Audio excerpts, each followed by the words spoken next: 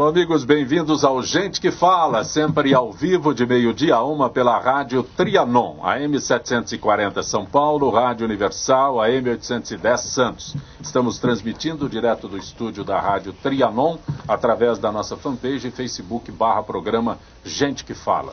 Estamos também na AltV, www.altv.com.br e TV Guarulhos, canal 20 UHF, canal 3 da NET em Guarulhos, tanto AltV quanto TV Guarulhos, 11h30 da noite. Acesse nosso blog, conheça nossos colunistas e colaboradores, gentequefala.com.br, e também à sua disposição aqui o telefone da Trianon 32893580 e o telefone da nossa produção 50525555.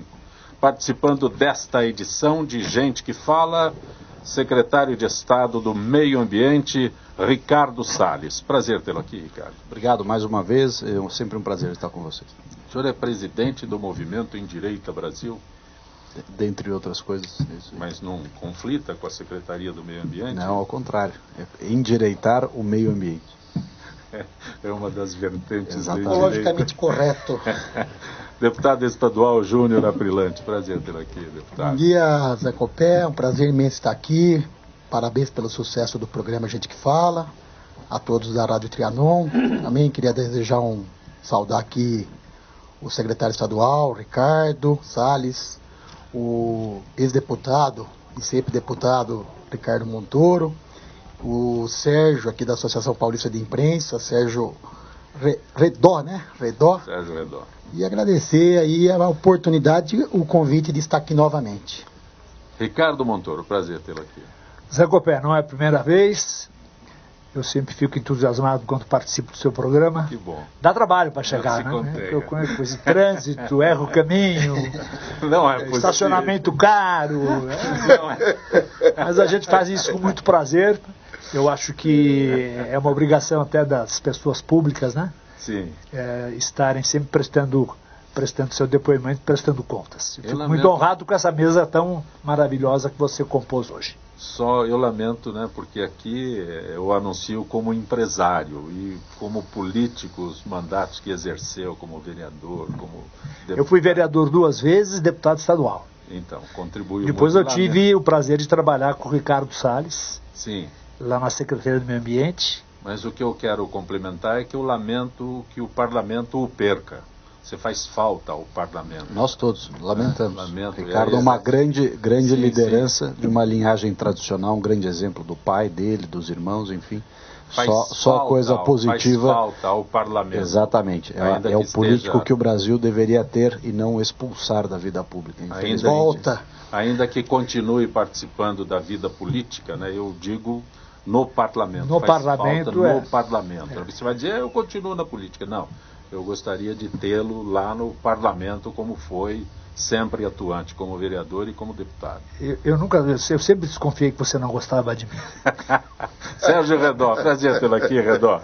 Uma satisfação enorme, como disse e bem colocado, né, o deputado Júnior Aprilante, é uma honra nós estar nessa mesa estrelada, né, ao lado do ilustre secretário Ricardo Salles, né, um colega, advogado atuante. E não é que ele entrou hoje, não é, na defesa do meio ambiente, já é realmente um viés, né, onde ele, em função de todas as suas atribulações, também opera com muita qualidade. E agora como secretário. E vem fazendo coisas muito boas lá na secretaria, não é? E quem normalmente trabalha acaba sempre sendo escolhido, né, para ser atingido por alguém, né?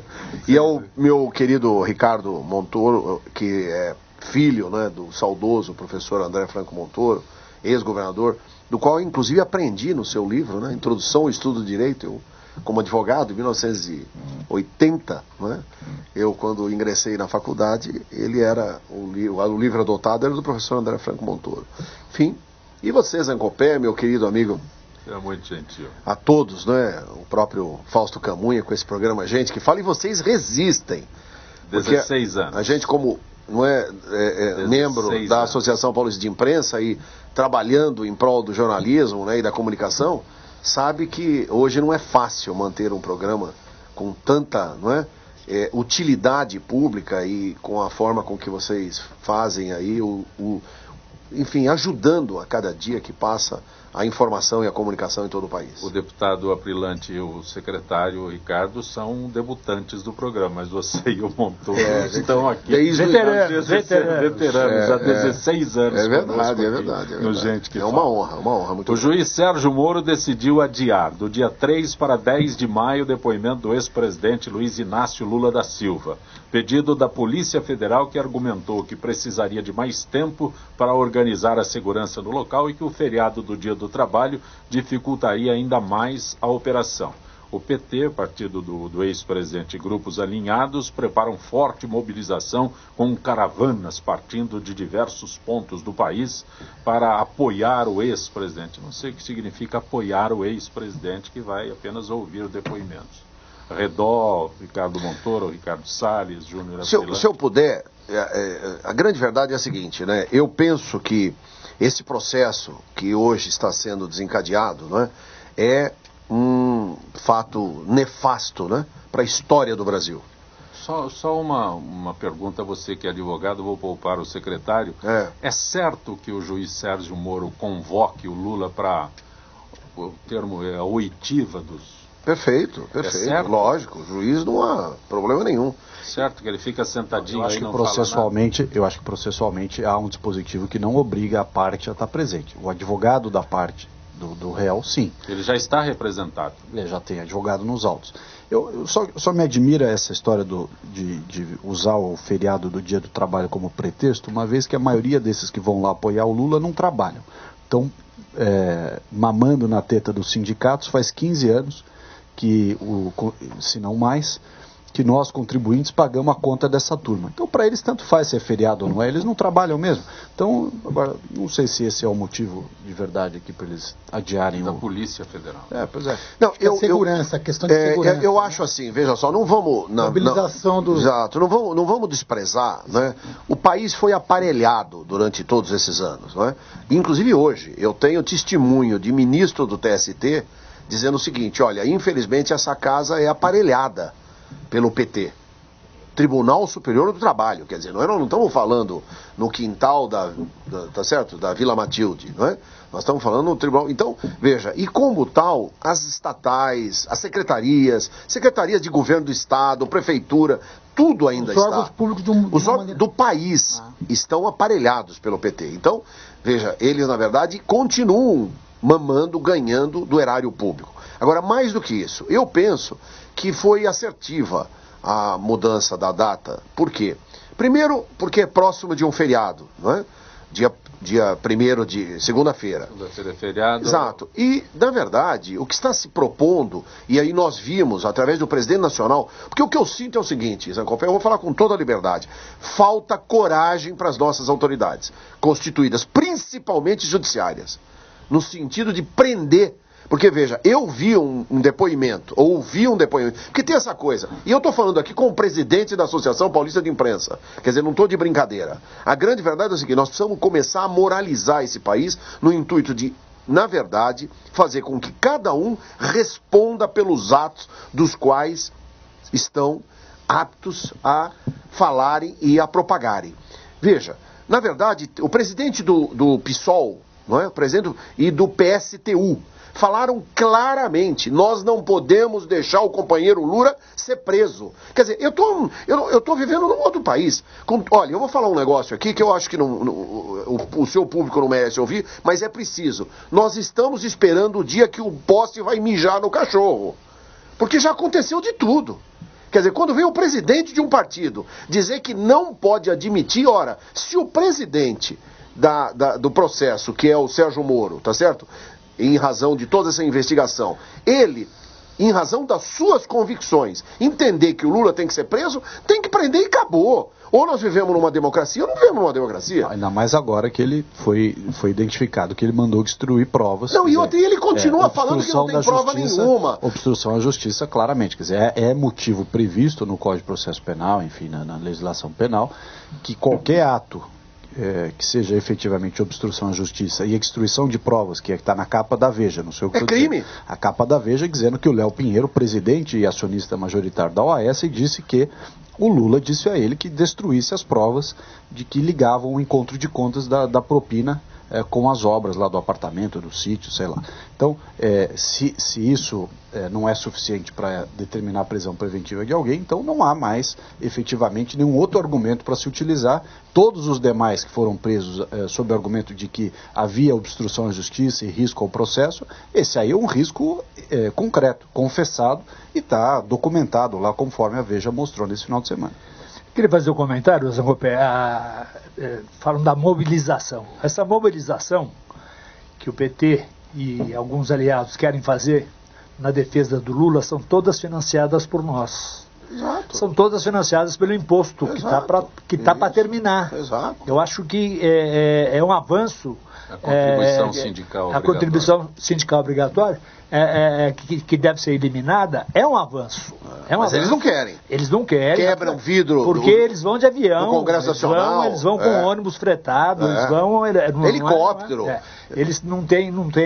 Nunca vi. Agora, não tem o menor problema. Quando é que você podia imaginar que pessoas fossem para a cadeia do tamanho do Zé Dirceu, eu acho que se for para ir para a cadeia, não tem nada mais natural do que ir para a cadeia, né? E como o Ricardo Salles falou, está provado a solicitação do Lula para que o Léo Pinheiro destruísse as provas. Isso está mais claro do que nunca. A Veja tem um pouco, evidentemente, a Veja não é um partido de apoio ao PT. Mas é um partido que é uma revista, um veículo de comunicação de maior importância, talvez o mais popular. Um dos mais importantes do mundo. E argumenta muito bem. Quer dizer, pediu para destruir as provas, ou seja, ele é culpado. Não tem o que pensar. Deputado. Eu acho que a questão do Lula já passou do limite mesmo, né? Mas o que me preocupa muito é que o envolvimento de todos, né? Partidos, políticos, principalmente os de Brasília, do Congresso Nacional lá. Então eu acho que a gente tem que fazer uma reflexão muito grande que como vai ser, por exemplo, o ano que vem a eleição. Nós vamos ter a primeira eleição no modo de hoje, que vai ter 45 dias para deputado, eu estou falando deputado estadual, deputado federal, senador, governador, presidente, sem recursos, né, sem financiamento privado. Você não acredita privado. Não terá recurso para a sua campanha? Eu disputei a última eleição de prefeito lá na minha base, lá na minha região, no aglomerado urbano de Jundiaí, né? E eu sei quanto foi difícil, porque as duas últimas, a de deputado. Sim. E a que teve que... Foi vitorioso como deputado. E a de prefeito, que eu perdi para o prefeito que foi reeleito em Várzea Paulista, que é a cidade do lado de Jundiaí. Depois de Jundiaí é a segunda maior cidade, né, que é o aglomerado urbano de Jundiaí. E eu sei quanto foi difícil essa campanha. Pelo tempo, pela falta de recursos, por tudo. Imagina uma campanha de deputado, que é uma campanha muito custosa e grande, em 45 dias e sem recursos, né? Mas a rigor, agora só uma observação. Está correta a sua colocação, mas só uma observação. Quer dizer, a rigor, a regra é para todo mundo. Quer dizer, então, você nivelar por baixo, do ponto de vista de orçamento, a campanha de prefeito, a campanha de deputado federal, enfim, que é mais custosa ainda, porque normalmente a gente sabe que é o federal que dá sustentação aos estaduais, que por sua vez deu sustentação aos prefeitos, que dá sustentação aos vereadores. Agora, a partir do momento que você subtrai vamos dizer, dessa leva de recursos para a campanha eleitoral, um grande volume de recursos, todos, partindo do pressuposto que não há caixa 2, todos têm que se virar com os mesmos instrumentos. Eu acho que a preocupação do deputado está correta, quer dizer, como é que você vai fazer, como é que vai demonstrar para a sociedade quem é bom e quem não é, numa campanha tão curta, que foi agora reduzida para metade do período, né, de 45 dias, acho que haverá certamente um vácuo de representatividade. E a dúvida que fica, estou entendendo que é essa a sua preocupação, a dúvida que fica é se esse vácuo conseguirá ser suprido, do ponto de vista de informação, em tão curto espaço de tempo, com tão poucos recursos. Isso sim é uma preocupação correta do deputado, é isso mesmo. Quer dizer, a população, para conhecer quem tem de bom se dispondo, e não há vácuo na política, alguém vai sentar na cadeira. E o envolvimento de todos. É aquela famosa frase, quando o bom se recusa a tomar parte da vida pública, o castigo é ser governado pelos maus. Alguém cobrei do Montoro. Alguém vai sentar na cadeira. Não, alguém escolhe por você. É o que eu cobrei do Montoro aqui no início do programa. Por isso ele faz falta ao parlamento. Outro está no lugar dele. O Zancopé, o que essa lei demonstra primeiro, o favorecimento às grandes coligações, né? Sem dúvida nenhuma, com toda a qualidade que o João Dória, nosso prefeito, que contou com o nosso integral apoio, sem dúvida nenhuma, o tempo de televisão foi um fato muito, muito relevante, né?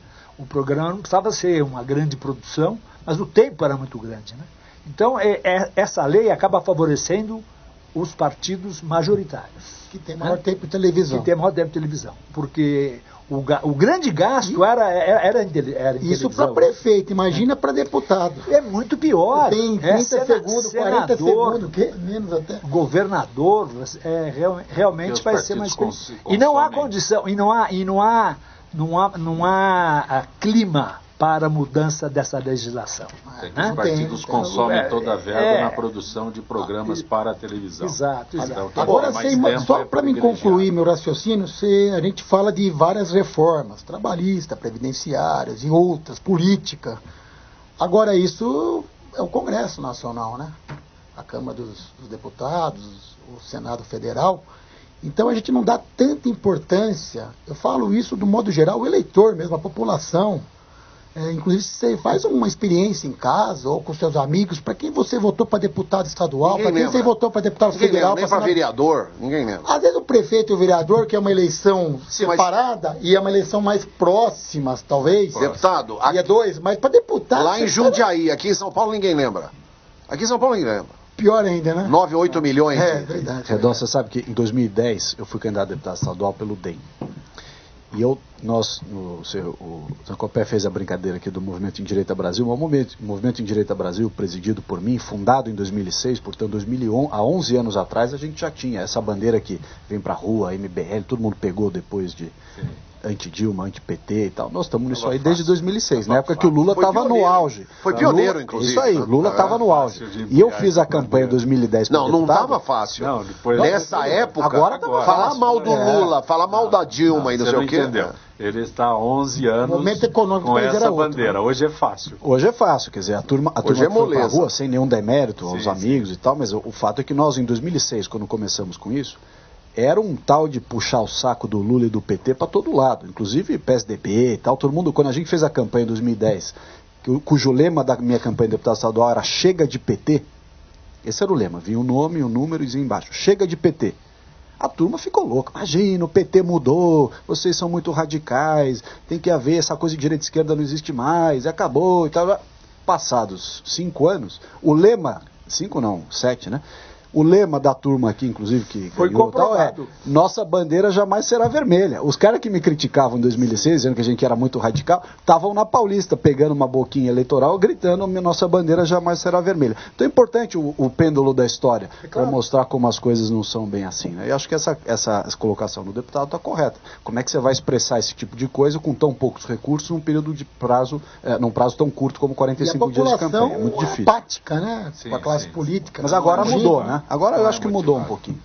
A quantidade de abstenção, branco e nulo, nas últimas eleições, em todos os municípios, no Brasil inteiro, foram altíssimas. Enorme. Ela é histórica.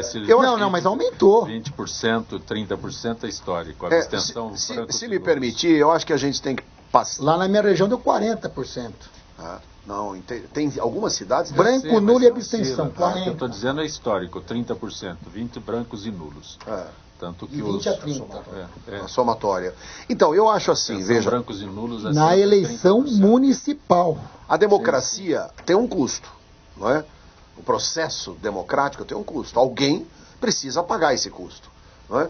Nos Estados Unidos, eu inclusive agora, não é, vindo para cá, ouvi um debate sobre a questão do financiamento, né, das campanhas, porque o Brasil tem aí uma grande possibilidade, né, inclusive dessa excrescência que está sendo montada no Congresso Nacional para as listas fechadas, né? Isso é claro, notório, com o objetivo de acobertar os vagabundos, ladrões que foram processados e que de alguma forma vão se utilizar da morosidade do Poder Judiciário, porque só há possibilidade de se tornar inelegível quando houver o julgamento por um tribunal colegiado, porque a decisão de primeira instância não inviabiliza, em que pese a condenação, a inelegibilidade, a multa, enfim, tudo que esse agente público sofra, ele não vai ter nenhum problema, ele vai poder ser candidato. Não é? Então, o que eles querem? Porque o que vai acontecer? O adversário lá em Jundiaí, vamos citar o deputado efusivo, guerreiro lá de Jundiaí. Então, exatamente, tá lá. Em Jundiaí, o pessoal vai falar, tá vendo? Esse deputado aqui é aquele lá do mensalão, é aquele lá do petrolão. Entendeu? Agora não pode, porque vai estar na lista. Sim. E estando o nome do vagabundo na lista, ele não vai poder, ele vai se esconder atrás da lista e ele vai ter um grande argumento. Eu sou o quinto da lista, não sei nem se eu vou ser eleito. Vote porque... É ou não é? Claro. Tá certo? Normalmente vão pagar uma grana pro cara que vai ficar no primeiro nome, porque eles vão pegar... Eu já estou até bolando. O que vai acontecer? O PT vai pegar o Zé Eduardo Martins Cardoso, vai pegar o outro lá, os caras que, enfim, não tem... A panelinha. É a panelinha, não, mas que não tem mácula, porque não foram processados e tal. E depois vem a canalhada toda. Deixa eu fazer uma interrupção. Nessa área eu tenho uma posição muito clara, que eu acho que a melhor seria a questão do voto distrital, né? Não é nem misto. O meu pai defendia o distrital misto, que é uma parte forçoso. Mas eu acho que se é uma reforma que pode ser feita, é o distrital puro. Porque aí você tem muito mais vontade. Ricardo. O distrital puro é votado na região onde você atua. Né? Eu vou buscar voto como candidato a deputado em Votuporanga, no Vale do Ribeira, em todo o estado, que eu não represento, mas eu vou buscar voto. Agora, se for distrital, eu vou representar a capital, o centro expandido, onde eu tenho muitas família, onde eu tenho os meus conhecidos, onde eu sou conhecido, e aí eu vou ter que dar satisfação do meu trabalho. O voto distrital é mais próximo de você. É mais próximo, e eu acho que é a única reforma política que poderia ser feita. Pus lenha na fogueira nessa Mas isso ninguém quer, eles não querem. Só para registrar aqueles que vivem em São Paulo e querem que a cidade seja bem tratada todos os dias, quem olha hoje para a nossa cidade sabe que o cuidado agora é outro. A Prefeitura tem trabalhado sem parar, inclusive nos finais de semana. Desde o início do ano, muita coisa já foi feita, como o Corujão da Saúde, que resolveu o problema das filas de agendamento para exames, o programa Trabalho Novo, que está gerando emprego para moradores de rua, tem também a Operação Cidade Linda, mas mesmo com todas essas realizações, a gente sabe que muito mais ainda precisa ser feito. Por isso o verbo na Prefeitura é trabalhar. Trabalhar para melhorar a saúde, a educação, o transporte, trabalhar em todas as regiões de São Paulo, e a tarefa não é fácil. Mas para fazer uma cidade melhor para todos nós, só tem um jeito: trabalhar, trabalhar e trabalhar. No Gente que Fala hoje, o advogado, o jornalista Sérgio Redó, o empresário Ricardo Montoro, o deputado estadual Júnior Aprilante, que é filiado ao PSB, e o secretário de Estado do Meio Ambiente, Ricardo Salles. O governo do Estado separou uma verba de 170 milhões para que municípios com problemas relacionados ao descarte de resíduos sólidos possam construir aterros sanitários de maneira conjunta. A notícia, o Pedro preparou toda uma redação aqui, mas 170 milhões para aterros? Me parece pouco. Um problema, não é pouco. Se for bem gerido, dá para... Eu não sou de Jundiaí, mas sou do interior. Então, quando falo de 170 milhões para aterros... Na verdade é o seguinte, qual é que foi a constatação? Eu assumi a secretaria em julho, aliás o Ricardo até recentemente, Ricardo Montoro, que está aqui conosco, fazia parte lá da nossa equipe, o Ricardo, um brilhante colega lá na secretaria, ajudava a gente a fazer articulação política, assembleia, enfim, e um dos grandes coordenadores do programa Município Verde Azul, que é uma marca da secretaria. O que nós percebemos? Ajudando os municípios, a interface do Estado com os municípios se dá através do programa Município Verde Azul, dentre outros temas, o lixo, resíduo sólido. Nós percebemos que a grande maioria dos municípios do Estado estavam com problemas de lixo. Alguns realmente por problemas estruturais e outros por descaso. A grande verdade é essa. Então a turma fazia lá quermesse, campeonato de futebol, corrida de bicicleta, show de rock, e investir no lixo que era importante para a saúde pública, não fazia. Então nós dissemos, bom, já que não entende por bem, tem que fazer a fiscalização. E começamos a fiscalizar.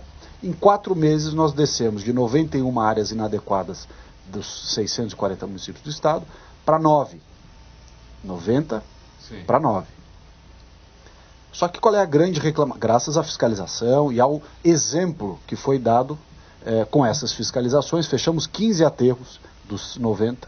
Os demais se regularizaram por questão pedagógica. Vendo que o assunto agora era sério, foram dar prioridade ao tema, que já deveria ser prioridade. Quando dói no bolso. Quando dói no bolso e no fórum, exatamente. Quando dói no bolso e no fórum, exatamente. Dói no bolso e no fórum, a turma se mexe. Foi o que aconteceu. O retrato de doer no bolso é o mais... maravilhoso. Agora, o que o governador fez? Público também. O governador disse, olha, nós precisamos dar uma solução. Se nós vamos fiscalizar com esse rigor e está correto fiscalizar dessa forma, temos que criar uma forma de apoiar. E o que foi? O governador disponibilizou, através do Desenvolve São Paulo, essa linha de 170 milhões de reais, chamada linha verde, para financiar aterros regionais. Então nós não vamos financiar aterro municipal, por uma razão muito simples. Não tem viabilidade econômica, não é o melhor investimento, não é a solução mais adequada. Então os aterros eles têm viabilidade econômica mais ou menos num raio de 70 quilômetros.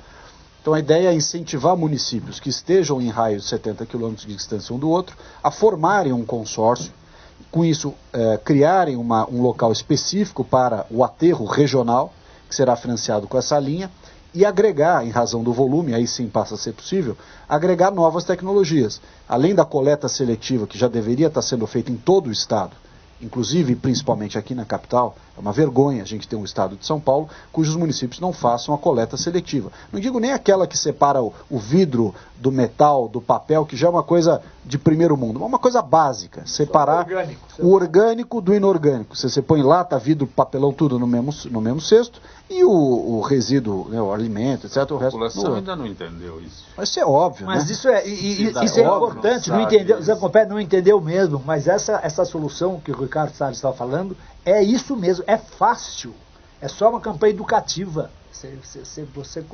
Você consegue com isso com muito pouco recurso. Você não fica com pena na hora que você joga a lata de Coca-Cola? Aconteceu esse final de semana na minha casa. Os meus filhos estavam em casa, o lixo é lata, 10 latinhas de refrigerante, ou suco, seja lá o que for.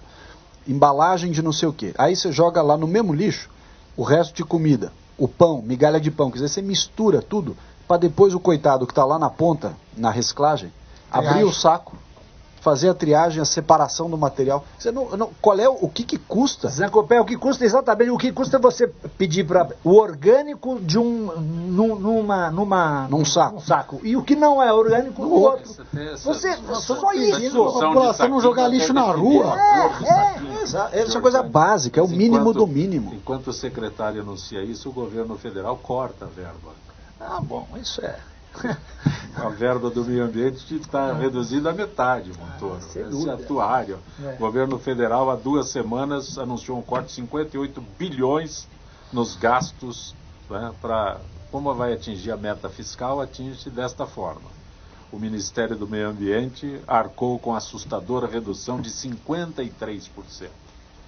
É uma tristeza isso. Você já ficou triste com... Porque o meio ambiente deixou de ser um proselitismo e passou a ser realmente algo muito sério, né? Você cortar a verba do meio ambiente é realmente um descaso, um despropósito. Pois não. Não, a gente sempre está região é a mais vendendo o almoço para comer a janta, né? Então, algumas dificuldades, o aumento de custeio da máquina pública, principalmente a folha, né, de pagamento. A gente acabou de falar do aparelhamento da máquina pública. E a gente acaba não tendo dinheiro nem para o custeio. E daí começa a cortar os investimentos. E daí, o meio ambiente não é importante, deixa para amanhã, né? Não é assim? É sempre secretário, assim. Isso tem reflexo aqui na tua gestão? Aqui na tua não tem pelo seguinte, nós em São Paulo, nós carregamos o resto do Brasil nas costas. Né? Então, 20% da arrecadação do Brasil vem de São Paulo e só 0,9% volta para o nosso estado. Ou seja, Nós mandamos tudo para Brasília, Brasília distribui aí para os outros estados, gasta, desperdiça. Não esse governo, sempre foi, historicamente. Sim, é histórico isso. E São Paulo, então, paga essa conta. Como a gente paga a conta mesmo, nós não contamos com o dinheiro que vem de Brasília. O governo do estado, graças à austeridade do governador Geraldo Alckmin, é um dos poucos estados, eu arrisco a dizer que talvez o único estado, que está no azul. Orçamento no azul, funcionalismo recebendo, todas as contas do estado em dia. Não é esse caos danado que está aí. Quer dizer, acho um absurdo dizer, sabe, o meu funcionalismo recebe, mas é obrigação. Não, mas você olha em volta. Não, mas olha em volta. Quer dizer, Mas quantos O Rio de Janeiro não paga, o Espírito Santo não paga, o Espírito Santo, a Bahia não paga. está quebrado, Rio de Janeiro está quebrado, Minas está quebrado, Rio Grande do Sul está quebrado. Foi anunciado como estado modelo em segurança. Barbaridade. 2 meses depois, vergonha. São Paulo, você anda pelo resto do Brasil, São Paulo não é nem primeiro mundo, é o top do mundo comparado com o resto. Por quê? Graças à austeridade do governador Geraldo Alckmin, graças à maneira dele de administrar. Bom, graças a essa maneira dele de administrar, nós temos um orçamento na Secretaria do Meio Ambiente do Estado de São Paulo que não precisamos, seria bom receber coisa do governo federal, mas nós não precisamos do governo federal para nada. Não pode contar. Não precisamos, não, posso até contar, não precisamos deles para nada. Por quê? Porque nós fizemos a lição de casa aqui. Não pode contar com o governo não, do não Estado, contamos. fazer a lição de nós não casa, contamos. Nós fazemos expressão. tudo aqui com nossos próprios recursos e fazer muito bem feito, diga-se de passagem. A exemplo de tantas outras secretarias, a Secretaria de Meio Ambiente tem grandes projetos em andamento, um deles, o Programa Município Verde Azul, que o Ricardo muito bem tocou durante muito tempo lá na Secretaria, tocou maestralmente, que é o melhor programa de relacionamento entre Estado e municípios do Brasil. Sem dúvida nenhuma. Redó, você é presidente da Associação Paulista de Imprensa. A culpa é da imprensa. Na verdade é o seguinte, né? Perdeu até o fôlego. No fundo, eu penso que a partir de 1988, eu achei interessante, em função, não é, do novo texto. O Lula culpa a imprensa, todo mundo culpa a imprensa. Não, a imprensa era maravilhosa até ele chegar na presidência da República. Aí depois que ele chegou e começaram a criticar em função, não é, das suas atitudes como administrador, aí a imprensa é culpada. Só na manchete, não, mas só tem uma que não é. A revista Carta Capital, essa não. Carta Capital é a Bíblia do lulopetismo, né? Eu só fiquei na manchete, você já sentiu quando eu falei a culpa é da imprensa. Tá certo. Todo mundo eu me divirto quando o Redó tocou num ponto bacana agora. Eu me divirto, eu tô vendo aí a turma Carta Capital, Paulo Henrique Amorim, exato, Luiz Nassif, toda essa turma, Brasil 247, toda essa turma que mamou até dizer chega nos contratos, patrocínio de Petrobras, Correio, Banco do Brasil, Diaba 4. Essa turma agora deve estar se debatendo, né? Porque governo municipal, PT saiu fora. Governo estadual, graças a Deus, nunca entraram. E governo federal, rua. Não sei se ainda tem contrato de patrocínio aí para essa turma, mas acho que está secando. Tem.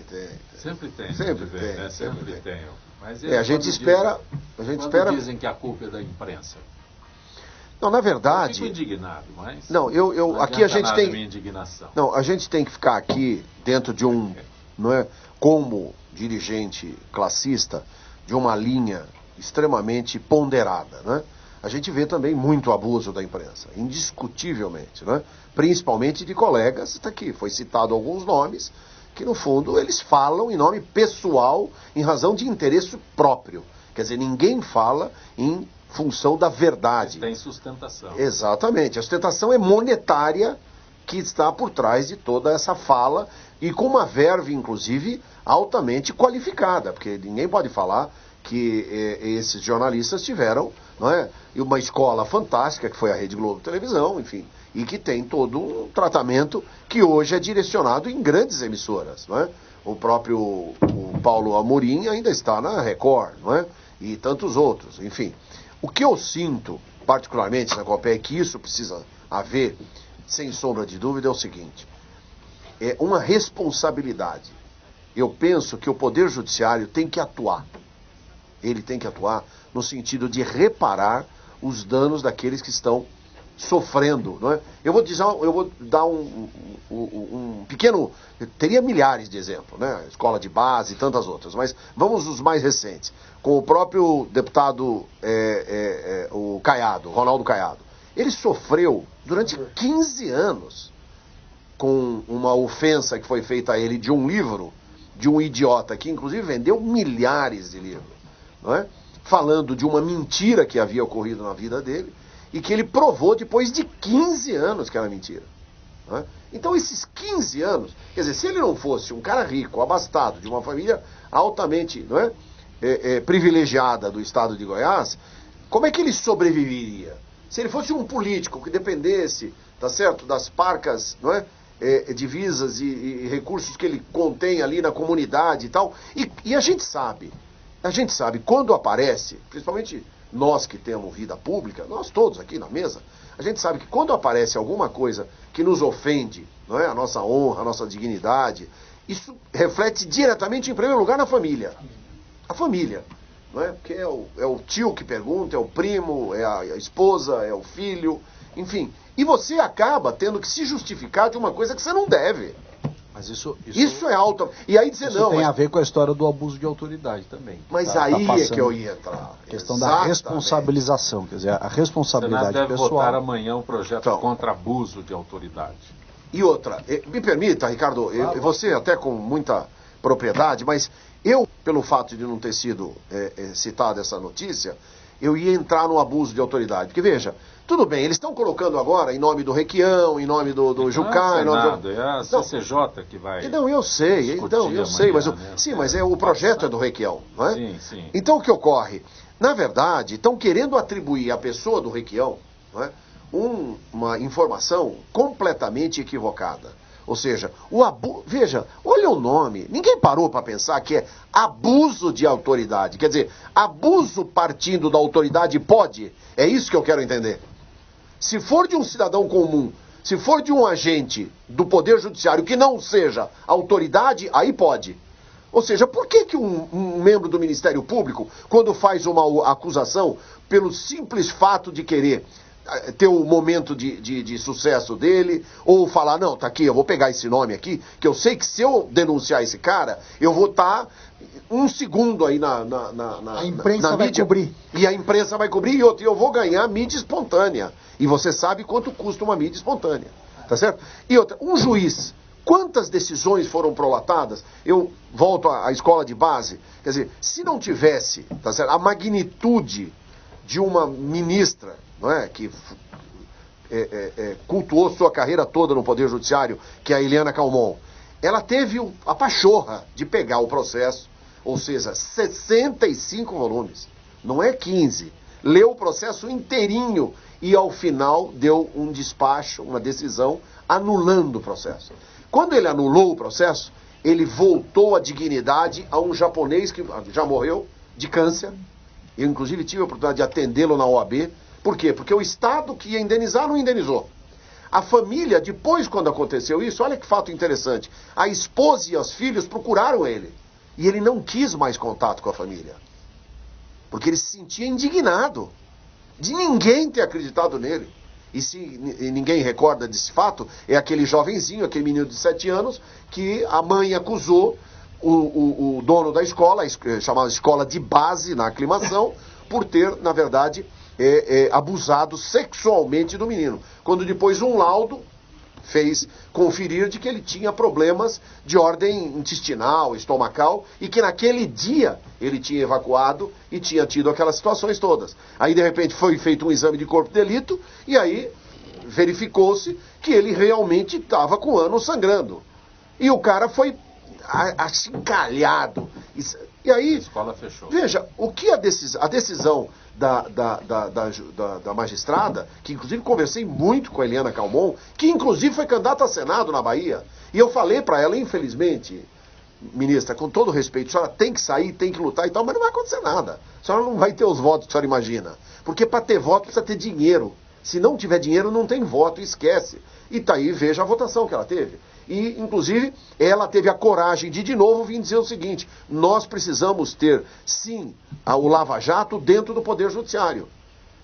A imprensa deu um dia de notícia disso. Então, veja, no fundo, eu acho assim, nós, sem sombra de dúvida, precisamos passar esse país a limpo. Nós temos que corrigir essas idiosincrasias para fazer com que a sociedade viva bem. Você vê, ó, mudando aqui, trazendo até um pouco, você vê o caso do João Dória, ele como prefeito, você vê, olha as decisões que ele está tomando, simples. Nada de rebuscado, nada de necessidade de grandes projetos, nada. Quer dizer, vamos acabar com o problema da pichação, punindo os pichadores. Perfeito. Quer dizer, é isso que a gente precisa tomar, esse cuidado de voltar à autoridade e o Estado democrático de direito que nós já perdemos. O registro da Maria do Socorro da Vila Guilherme, será que o pessoal da direita, que também está se organizando para manifestações no dia do depoimento do Lula, está de férias ou também não trabalha? Nem sabia que o pessoal de direita estaria se organizando para... A diferença é que a direita paga do seu bolso aquilo que ela faz, né? Então ela vai protestar, ela fecha a empresa dela e vai protestar. Ela vai viajar, tira dinheiro do bolso. Essa turma da esquerda não, é dinheiro do contribuinte, para tudo. Então, o sanduba de mortadela lá dos R$35 que tinha na coisa, era tudo dinheiro público. A coxinha, pelo menos a nossa coxinha, é dinheiro privado, é meu. Carla da Moca, por que os órgãos de imprensa, assim como templos religiosos, estão isentos de IPTU? Ô, Carla, órgãos de imprensa não tem isenção de IPTU não, viu? Não, nenhum. Não tem Nenhum. nenhum. O IPTU, na verdade, é o Imposto Predial Territorial Urbano, Isso. que incide sobre o imóvel. Não precisa tirar muito longe. Veja aqui o próprio prédio da Casper Libre, quanto eles pagam de IPTU. Mas não tem isenção não, viu, Carlos? Depende muito da legislação municipal, né? A questão dos templos, né? Não, mas o Não, órgão de imprensa. Órgão de imprensa não. Sobre órgãos de imprensa. Templos religiosos têm isenção. Depende de cada prefeitura. Alguns órgãos de imprensa tinham que pagar em dobro, né? O IPTU. Não, aí também está exagerando, secretário. O Jaime do Jardim Bonfilioli. Júnior, qual a sua posição sobre o seu partido, PSB, se posicionar contra novas regras trabalhistas propostas pelo governo Temer? Então, inclusive ontem à noite, em Brasília, o partido, a cúpula do partido, senadores, deputados, presidente nacional do PSB, sentaram ontem e decidiram que, do jeito que está proposta a reforma da Previdência e a trabalhista, o PSB é contra a proposta que está sendo encaminhada hoje pelo governo federal. Com menos tempo de campanha e tendo que explicar por que votou contra a reforma, vai ser complicado. A favor. O que eu defendo, Zé Copé, Secretário, vai ser difícil. Eu vim da gestão privada, né? Sim. Acho que tive a oportunidade de falar isso numa outra ocasião aqui. Eu vim da gestão privada, estou há 12 anos na gestão pública, mais no executivo do que no legislativo até. E eu acho que se a gestão pública não ser repensada, não ser modificada, mais próximo da gestão privada, a gente está indo para o buraco. O setor privado não consegue mais manter o setor público. Verdade. Não consegue mais. Bem colocado. Mas essa colocação tua está perfeita. Quer dizer, se a gente não fizer as reformas, só uma observação aí, como diz o nosso deputado, mas é uma observação. importante. Se a gente não fizer a reforma, pois vai quebrar. Nós temos uma legislação trabalhista ridícula, um negócio feito na época do Getúlio Vargas, inspirado na Carta de Lavoro italiana, um negócio fascista, um negócio absolutamente cretino, anticapitalista. Só país subdesenvolvido é que segue esse tipo de regra. Não gera emprego. Ou então alguns países posso falar, garante emprego para poucos. Quer dizer, a grande maioria hoje está desempregada por quê? Eu arrisco a dizer, Redolfo, sim, que isso é o pior desserviço à sociedade, essa lei trabalhista nossa. Porque ao invés de você permitir que o empresário gere emprego e eventualmente lá na frente demita, porque ele que tomou o risco do negócio, ele tem que decidir. Agora, com medo dos encargos e de toda essa coisa, a pessoa não contrata. Quem é que paga a conta? É o próprio trabalhador. A conta da demagogia de quem faz essa legislação trabalhista atrasada. A mesma lógica se aplica à questão tributária e, mais ainda, pior ainda, a questão previdenciária. Então, assim, do ponto de vista de modernização do país, tem que fazer as reformas, ponto. E tem que fazer as reformas para valer. Não tem que ser essa coisa quase estética, meramente perfumaria. Uma mexidinha aqui. Não, é para valer.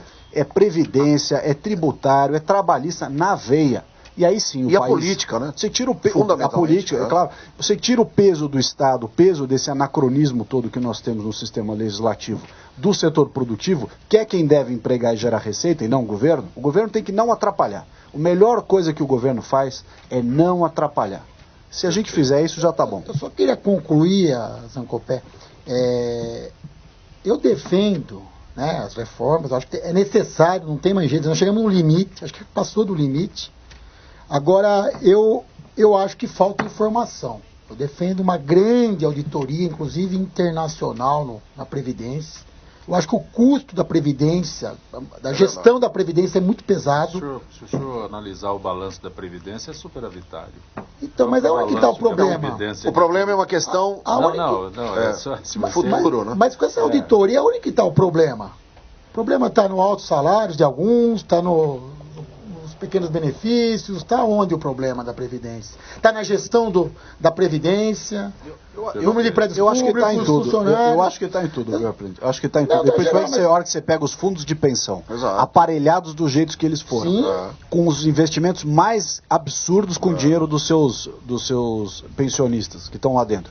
Quer dizer, essa turma aqui que pegou Previ, FUNCEF, todos esses planos de previdência, fundo de pensão de empresa federal nos últimos anos, essa turma tem que ir toda para a cadeia, mas toda, não tem que sobrar nenhum. Só um registro com a Gisele Souza, que nossa parceria com a FIPESP. Gisele, boa tarde. Boa tarde, Zancopé, e boa tarde aos debatedores do Gente que Fala. Gisele, o assunto é exatamente reforma da Previdência. Após uma semana de discussões na comissão, a votação do relatório deverá ocorrer no máximo até 3 de maio, é isso mesmo? Sim, Zancopé, é isso mesmo. E para ser aprovado no colegiado, o relatório precisa da maioria dos votos dos parlamentares presentes.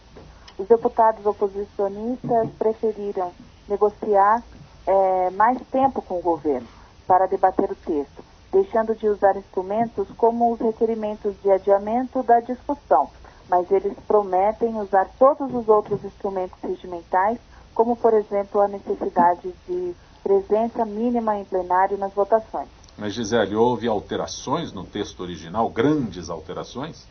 De fato, a oposição reconheceu que o texto do relator trouxe mudanças positivas em relação à proposta original, PEC 287/2016, mas ressaltaram também alterações mais restritivas, como a redução do percentual inicial para o cálculo do valor dos benefícios.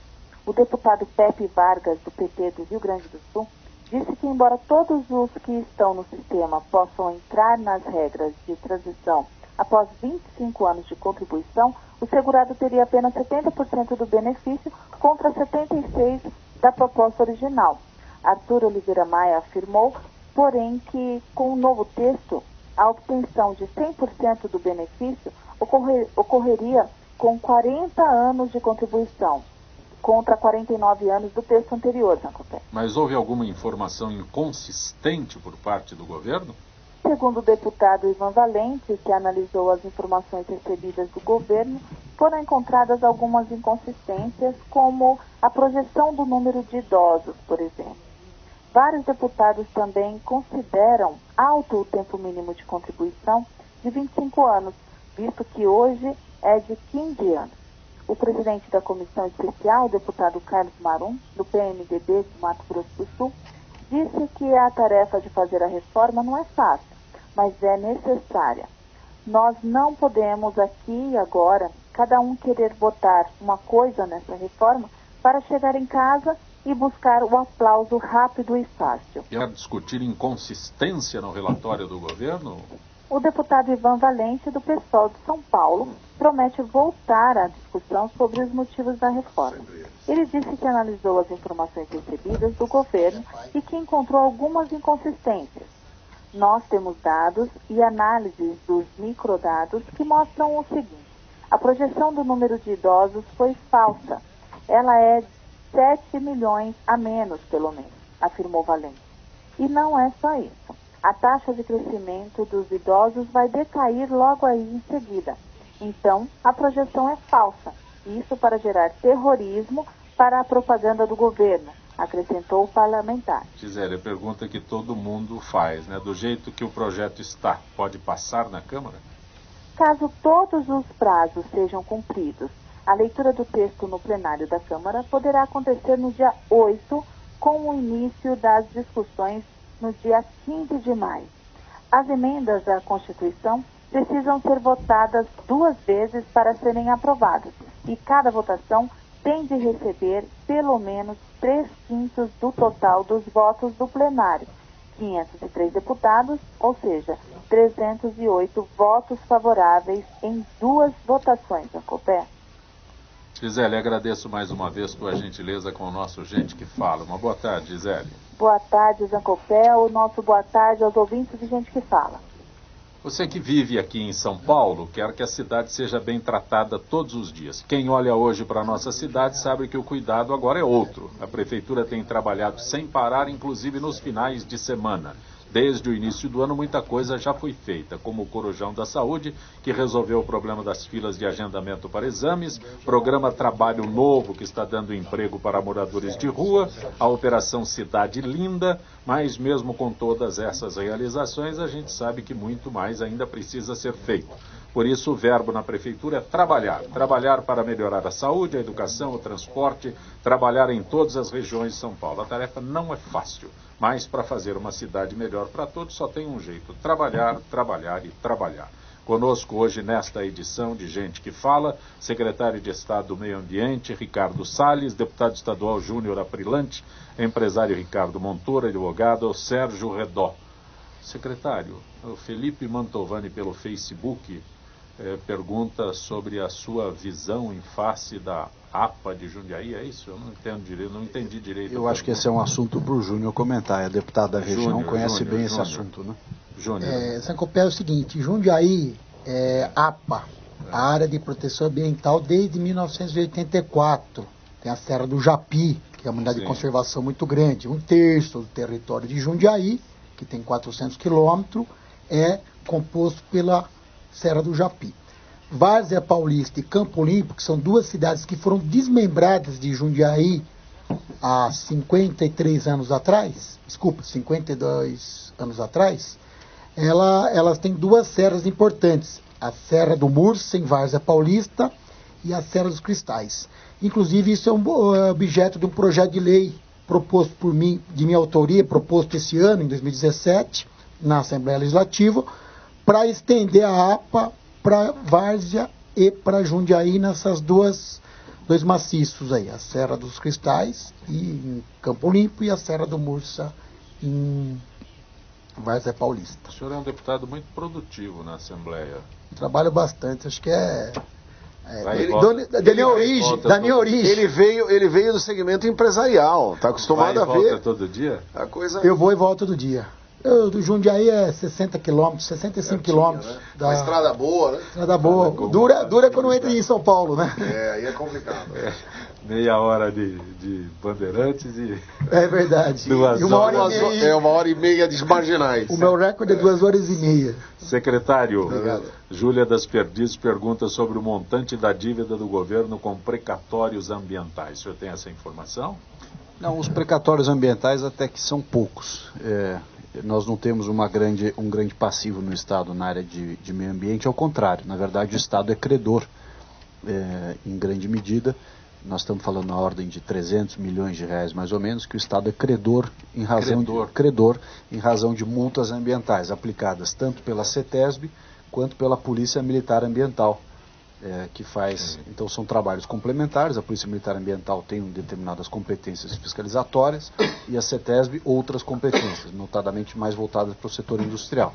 Esse montante de valores aplicados e ainda não pagos está em torno de 300 milhões de reais, já inscritos em dívida ativa e que estão nas mãos da PGE para cobrar, né?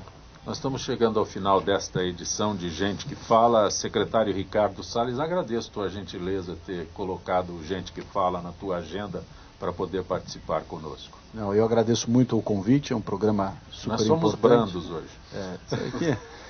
Gente que fala e fala bem. Então, agradeço muito o convite. Muito obrigado, Zancopé, ao deputado Júnior, ao Redó, meu amigo e colega, e ao querido Ricardo Montoura, meu ex-colega, recentemente ex-colega de secretaria, mas como você disse bem, eu quero ressaltar aqui um exemplo aí de vida pública, que os que gostam dele, não os que desgostam, os que gostam dele, quero que ele vote. Eu sei que ele acha que é brincadeira, mas é verdade. Deputado Júnior Aprilante, da mesma forma, agradeço tua gentileza ter vindo ao nosso Gente que Fala. O prazer é todo meu, estou sempre à disposição. Agradeço mais uma vez a oportunidade de estar aqui com esse pessoal todo aqui, o secretário do Meio Ambiente, o Ricardo Salles, o professor Montoro aí, o Sérgio, o Prodé, e você com a sua maestria de sempre, comandando esse programa uma audiência tão grande, tão bem aceito pela população. Obrigado aí. Espero que retorne. Obrigado pela oportunidade. Sérgio Redó, sei que para você é fácil andar na Paulista aqui. Você não foi assaltado hoje? Não, mas já fui 15 vezes. 15 vezes. Na época, eu mantive durante muitos anos o escritório, durante 10 anos, no Conjunto Nacional. E na época não tinha, inclusive foi um trabalho que nós fizemos, não é? Sim. Do Viva Paulista, e colocar todas as cabines lá, e depois aí nós jogamos os bandidos de lá para Faria Lima, mas enfim, foi tudo mas é assim. Mas a grande verdade é o seguinte, 15 vezes assaltado na Paulista, mas não é um recorde, né? Tem outros que foram mais. Muito mais. Infelizmente, enfim, mas eu também estou falando uma coisa de 20 anos atrás, 15 anos atrás. A segurança hoje melhorou e muito. Esses números não mudam. Um abraço, Redó. Muito obrigado. Mas deixa eu falar uma coisinha importante. Como presidente da Associação Valores Breira, eu queria cumprimentar o Fausto Camunha, a Zenilda, você, Zancopé, que vão estrear na segunda-feira um grande programa. Terça-feira. Gente que fala terça-feira, segunda é primeira, dia 2, terça-feira, na nossa TV aberta, não é? Aberta. Que faz parte da CESP, da Associação dos Canais Comunitários, e vão estar lá ao vivo, ao meio-dia a 1, não é? Na verdade, resgatando os valores de grandes nomes que vão poder perfilar, falar da sua opinião e fazer com que a população e a sociedade paulistana fique mais informada, né? Parabéns. Grande abraço. Um forte abraço da Associação Paulista. Parabéns, Zancopé, não sabia dessa notícia, né? Eu essa também notícia agora. Recente. Mas, se for possível, estaremos Como presentes. bom jornalista, o Redó acabou de informar. Inclusive é um apresentador. E aqui era a mão. Mas Furo de reportagem, né, pô? Eu fico muito satisfeito de estar aqui, de ter sido lembrado até. Eu tomei uma decisão na minha vida que pretendo não disputar mais a eleição. Eu acho que as eleições são para os jovens, como o Júnior, como o Ricardo Salles, como outros que têm vocação política. Eu convivi pouco com o Ricardo na secretaria, com o Ricardo Salles, mas sou testemunho da coragem que ele teve. Eu participei do governo do Bruno Covas, depois do Rubens Rizek, da Patrícia, né? E é impressionante a posição corajosa em defesa do meio ambiente e realmente corajosa do Ricardo Salles. Eu acho que essas pessoas precisam sim entrar na política. Me poupe. Secretário, já sabe que vai voltar ao programa com um novo formato na TV, na nossa TV. Virei sempre que for convidado e com muito prazer. Da mesma forma, deputado. Virei com muita alegria. Você já deu a notícia. Gente que fala estará de volta amanhã, meio-dia, sempre com a direção geral do jornalista Fausto Camunha, a diretora de produção Zenilda Salvato. Gratos, até lá.